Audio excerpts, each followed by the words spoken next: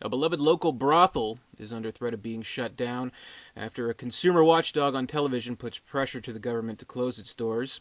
And it's up to a resourceful madam, played by Dolly Parton, and a short-tempered sheriff, played by Burt Reynolds, to ensure that the best little whorehouse in Texas remains standing. In the best little whorehouse in Texas, this is today's review. This is an on-demand review.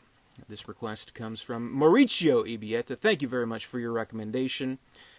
Hadn't seen this movie in a long time, years and years. Probably last time I saw this was on TV, maybe about 10, 15 years ago or so. So I found the Blu-ray fairly cheap, a good price for it. So I thought, why not? Why not revisit this 80s classic? And I was happy to do so. Now, when you think about the best movie musicals of like all time, come up with a list with the absolute best musicals committed to film. I think more often than not, the best little whorehouse in Texas won't make those types of lists. And rightly so. I mean, it's not like the best musical of all time. Almost like a little bit awkward as a musical, because the story itself is engaging, characters are engaging, and the songs are catchy in the movie, but maybe not, just simply not the best movie musical. But at the same time, you really do have to admire it, because this is the early 80s. The musical was deader than dead, deader than it is right now. Like every so often we'll get musicals, but to see it kind of traditional, for lack of a better word, musical in the early 80s, I mean, that was just a recipe for a box office bomb. And apparently this was the most successful movie musical of the 1980s, so hey, gotta give it credit for that. Not that I can like think off the top of my head any other musical from the 80s, except Rhinestone. Anyway, movie stars Dolly Parton, Burt Reynolds, of course. They both show off some singing chops in the movie. And basically, I mean, what it's about, you know, the watchdog, the consumer watchdog, played by Dom DeLuise, who I almost didn't recognize at first because I'm so used to him with, like, facial hair. He's on a crusade against this whorehouse, and he wants to get it shut down because he has his own sort of political motives and agenda to make good with the governor, who is played by Charles Durning, actually. And like, you see his office, there's a big like photo opening the door of like him shaking hands, like with a really goofy look on his face, with the governor and all that. So it's more of like, I don't know, to further his career and stuff. But meanwhile, this whorehouse, this brothel, has stood for years and years and years during the First and Second World Wars, during famine, during the depressions, during the hard times. It's a pillar of the community. So the workers and the madam who takes over, Dolly Parton, they want it to stay, obviously. And the sheriff, you know, he likes his town. He wants to take care of his town. Everybody seems to like it. Nobody really seems to feel they hurt anybody, you know, things like that. So the movie, I think it does do a good job of really painting the whorehouse out to be not too bad of a place, really. And you're kind of with the characters, like, yeah, what's this asshole's problem on TV? Dancing, oh, there's a whorehouse in Texas. Come on, man, let it stay up. So you got to give it credit for painting it in this nice light, where it is kind of like this pillar of the community. Meanwhile, like I'm sure it's like as far from reality as it could possibly. It apparently was somewhat based on a true story, but like, you know, all the ladies there's like no like, there's no crack addicts there, no like, you know, runaways forced into prostitution. They do it because they want to do it, because it's fun. It's a business, you know, kind of the hooker with a heart of gold kind of mentality, like the Pretty Woman kind of thing. So I don't know. So I don't think it's an accurate depiction of prostitution in America. But you're going to see it for the songs and the musical and the fun. And Dolly Parton and the girls, they're out. They're in full force. They look great. I mean, that's worth the price of admission alone. And one interesting thing about the movie, like, it has a lot of songs, and Dolly Parton contributed to a lot. Based on a stage play as well, which had, I think, less songs, and they had to like really fill them in for this movie. One thing about this movie that's kind of interesting is that it does include "I Will Always Love You," the famous song, made more famous probably for a completely different movie by a completely different artist, Whitney Houston. But here it's like it plays like an integral part of the movie. I won't quite give it away, but that was interesting to see too. It's like, wow, everyone forgot about this. Wasn't like the Billboard hit that Whitney Houston did, but whatever. It wasn't written specifically for the movie, like as part of her catalog. And I guess she's just like, oh yeah, guys, you can use this, whatever. Look at my boobs, whatever.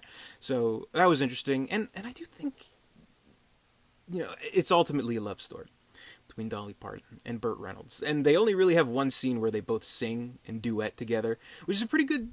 I have to admit, it's a pretty good scene. Sneaking around with you, very good scene, and you sense their chemistry, and it is really good. And kind of what I like about the movie as a love story, it's not this thing where it's like, say, like a meet cute, where like, say, the sheriff has to go over to investigate this place. No, we learn very early on in this movie that it's kind of a long-standing relationship where the conflict of the movie is the decision that both these characters have to make, where, okay, we're in this sort of established relationship, but we have to decide what to do, where to go with it, what we stand for, how we feel about each other. So I think it's like really easy to like do like a meet cute kind of thing, and they fight and then fall in love and then the end. Here it's like, okay, they're in a relationship, but where are they going? I don't think we see that too much, which I liked amidst this whole craziness of this musical. And the televangelist's watchdog and Gomer Pyle is in the movie. What's his name? Jim Neighbors. Like, golly, there's a whorehouse. Whatever. I don't know. It's strange. It's a strange movie, but it has a lot of charm to it, which I really like. And perhaps most of all, easiest scene stealer of the movie, easiest standout musical number of the movie, Charles Durning playing the governor. It is a brilliant musical. Like he got an Oscar nomination for best supporting actor, and rightly so. He plays this like it completely like stops the movie short because it's not really much to do about plot, but they're always kind of building up to it, and we always kind of see him like a throwaway shot to him in the movie, like, oh, what's the governor going to say about this? And we finally see him in all his glory, and he's this question-dodging sidestepper, and he does it with such glee, and his song is all about sidestepping. Ooh, I love to dance a little sidestep. And he's like this like political cartoon come to life. And it's so brilliant and satirical. And Charles Durning, he's so animated, and like for kind of like a burly guy, he has these moves where he's like this cartoon character. It's amazing, an amazing performance. I can't speak enough greatness of it. And like with Charles Durning, he's a very well accomplished actor, and what I would mostly like knee jerk associate him with would be like Dog Day Afternoon. So I thought like he's kind of like this, I don't know, like New Yorker kind of guy, but I guess maybe he's really a Southerner. I don't know. I guess that's a sign of a good actor. You don't really know where they are, but he's great. He sounds like almost like if Slim Pickens went into song. That's what he sounds like. Brilliant. In fact, I had to, once the movie was over, I went back and watched that scene 3 times. Amazing. And one important thing, he breaks the fourth wall very subtly when he like smiles at the camera, and I think that is kind of a sacred right that often gets abused, and I think he very much earns that right in the movie. So I think it's a good movie. I really do. I wouldn't say it's like the greatest musical of all time or like a great achievement, but it's a charming musical. Great colors of the movie. Like, it's a nice looking movie, pleasant to look at, fun, with subject matter that's a little iffy, racy sort of, but like it's a movie about a whorehouse and a prostitution that, like, if it weren't for a few scenes of bad language and very few scenes of nudity, I think this could be like a family friendly kind of movie in a weird kind of way. And I do like the love story that emerges from it, and I do feel there is a genuine chemistry between Dolly Parton and Burt Reynolds, so I got to give it to them. I really enjoyed the movie, so thank you very much for your recommendation, Mauricio. I enjoyed coming back to this movie, and I especially enjoyed Charles Durning's great performance. So an Oscar nomination, well deserved in my opinion. So that's my review of the best little whorehouse in Texas. If you have a recommendation for a movie for me to review, please comment below. Let me know. I want to know what you want me to review. So until next time, be sure to comment, rate, subscribe, visit dare237.com, all that good stuff. And until next time, I'm shaving the beard.